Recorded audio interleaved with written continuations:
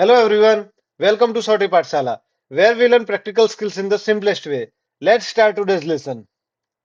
आज हम accounting term series के पार्ट 4 में आ चुके हैं और ये पार्ट 4 में हम लोग 5 मोस्ट इंपोर्टेंट टर्म सीखेंगे। तो चलिए शुरू करते हैं पहले टर्म से। पहला टर्म से हमारा लॉस।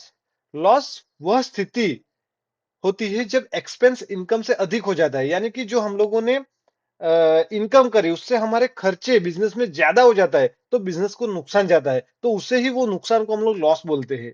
अगर मान लीजिए आपका इनकम है 50,000 रुपया, पूरे साल आपने 50,000 रुपया कमाया और आपने खर्चे कर दिए 60,000 के, 60,000 के, करेक्ट। तो ये तो आपका इनकम से आपका खर्चा ज्यादा हो गया। तो जो खर्चा ज्यादा हो गया कितना हो गया, 10,000 रुपये का। तो जो 10,000 रुपया नुकसान गया अपने को, उसको हम लोग लॉस बोलेंगे। सेकंड है हमारा डिस्काउंट। डिस्काउंट यानी कि डिस्काउंट वह छूट होती है जो गुड्स या सर्विस की कीमत से कम कर दी जाती है। मान लीजिए कोई भी चीज हम लोग बाय कर रहे, परचेस कर रहे, करेक्ट। वो जो वेंडर है, जो वो व्यापारी है, बराबर, उन्होंने अपने को कुछ डिस्काउंट दे दिया, यानी कि 1,000 रुपए की चीजें अपने को 900 रुपए में दे दी, तो 100 रुपया अपने को डिस्काउंट मिल गया। बराबर, वो डिस्काउंट अपने को बेनिफिट कराता है, रिसीव डिस्काउंट हुआ। बराबर। मान लीजिए कोई चीज हम लोग सेल कर रहे हैं, बराबर, 1,000 रुपए की चीज है, हम लोग बेच रहे हैं 900 रुपए में। जा भाई, 100 रुपया मैंने डिस्काउंट कर दिया, बराबर, डिस्काउंट गिवन।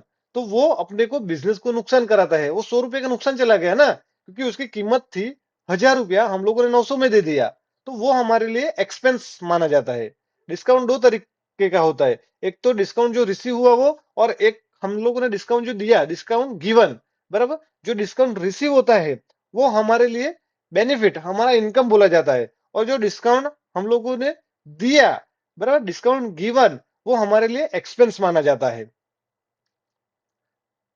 थर्ड है हमारा बैड डेप। बैड डेप क्या है?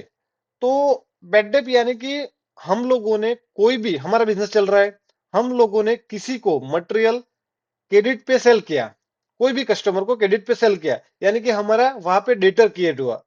बराबर। अभी वो डेटर से हम लोगों ने बोला था भाई 2 महीने में, 3 महीने में मेरे को पैसा दे देना, बराबर। लेकिन ऐसा हुआ कि टाइम बीतता गया, 3 महीना हो गया, 6 महीना हो गया, 1 साल हो गया, वो पैसा आ ही नहीं रहा है। कस्टमर कुछ ना कुछ बहाने दिए जा रहा है, वो पैसा नहीं दे रहा है, बराबर।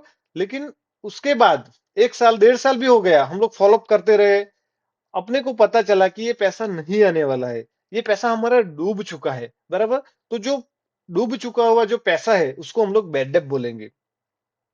बराबर। एग्जाम्पल के तौर पे लेते हैं, 20,000 का माल हम लोगों ने उधार दिया था कोई कस्टमर को, बराबर, उसने कभी वापस किया ही नहीं अपने को, तो उसको वो अमाउंट, जो 20,000 का जो अमाउंट है, उसको हम लोग बैड डेट बोलेंगे। Stock, inventory. तो स्टॉक यानी कि वो चीज, वो गुड्स होता है जो बिजनेस में सेल के लिए रखी जाती है। कोई भी टाइप का बिजनेस हो, बराबर। जैसे मान लीजिए मेरा एक कार का शोरूम है और मेरे शोरूम में बहुत सारी कार रखी है, बराबर। तो वो मेरे बिजनेस के लिए वो स्टॉक माना जाएगा। मैं अगर मान लीजिए कोई कपड़े की मैं शॉप चला रहा हूं, तो मेरे दुकान में जितने भी कपड़े रखे हैं वो मेरे लिए स्टॉक माना जाएगा। कोई भी चीज जिसको हम लोगों ने बेचने के लिए रखा है हमारे बिजनेस में, उसको हम लोग स्टॉक बोलेंगे, इन्वेंट्री बोलेंगे। फिफ्थ एंड लास्ट है हमारा इनवॉइस, बिल। इनवॉइस किसे कहते हैं? तो इनवॉइस यानी कि वह लिखित दस्तावेज होता है जो गुड्स या सर्विस की सेल के समय बायर को दिया जाता है, जो खरीदने वाला बंदा है, बराबर। मान लीजिए कोई, मैं एक शॉप चला रहा हूं और मैंने कुछ चीजें, कुछ प्रोडक्ट मैंने सेल किया, बराबर। तो मेरे को कुछ ना कुछ बिल, इनवॉइस बना के कस्टमर को देना पड़ेगा। उसमें सारी चीजें आ जाएगी, जैसे प्रोडक्ट का नाम, प्रोडक्ट की साइज, प्रोडक्ट का वेट, उसकी प्राइस, उसकी क्वांटिटी, टोटल वैल्यू, अगर जीएसटी उसके ऊपर लग रहा है तो जीएसटी का अमाउंट, सारा राइटिंग में जो हम लोग लिख के देंगे कस्टमर को, तो उसको हम लोग इनवॉइस बोलेंगे। जैसे हम कोई भी शॉप में जाते हैं, बराबर, कुछ भी सामान खरीदते हैं, तो हमें वो जो बिजनेस चला रहा है, जो शॉपकीपर है, बराबर, कुछ ना कुछ बिल, इनवॉइस हमें देगा। तो आज हमारे ये 5 मोस्ट इंपोर्टेंट टर्म्स खत्म हो चुके हैं। क्विक रिवीजन कर देते हैं हम लोग। तो यानी कि लॉस, लॉस यानी कि बिजनेस में जो भी अमाउंट का नुकसान होगा, जैसे मैंने 1 लाख रुपए का इनकम करा और मैंने 1.5 लाख रुपए का खर्चा कर दिया, तो 50,000 रुपए जो भी मेरा नुकसान आ रहा है उसको हम लोग लॉस बोलेंगे। डिस्काउंट यानी कि जो प्रोडक्ट की प्राइस है वो प्रोडक्ट में मैं मेरी प्रोडक्ट को नहीं बेच रहा हूं, मैं कुछ ना कुछ कम कर रहा हूं। जैसे 1,000 रुपए का प्रोडक्ट है, मैं 900 में बेच रहा हूं, तो वो मेरा 100 रुपया मेरा डिस्काउंट माना जाएगा। बैड डेब यानी कि जो मैंने कस्टमर को क्रेडिट पे मटेरियल सोल्ड आउट किया था, उसका पैसा मेरे को नहीं मिल रहा है। 6 महीने तक, 1 साल तक मैं फॉलोअप करता रहा, लेकिन वो मेरा पैसा डूब चुका है। तो जो डूब चुका हुआ जो पैसा है, जो अमाउंट है, उसको मैं बैड डेब बोलूंगा।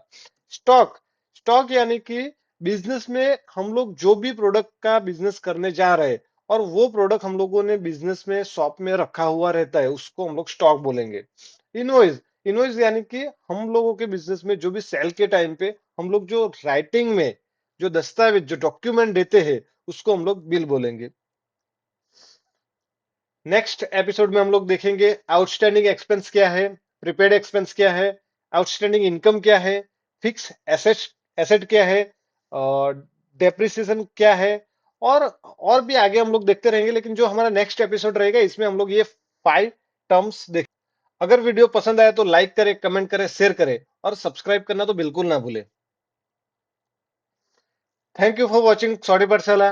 Keep learning, keep growing, see you in the next lesson.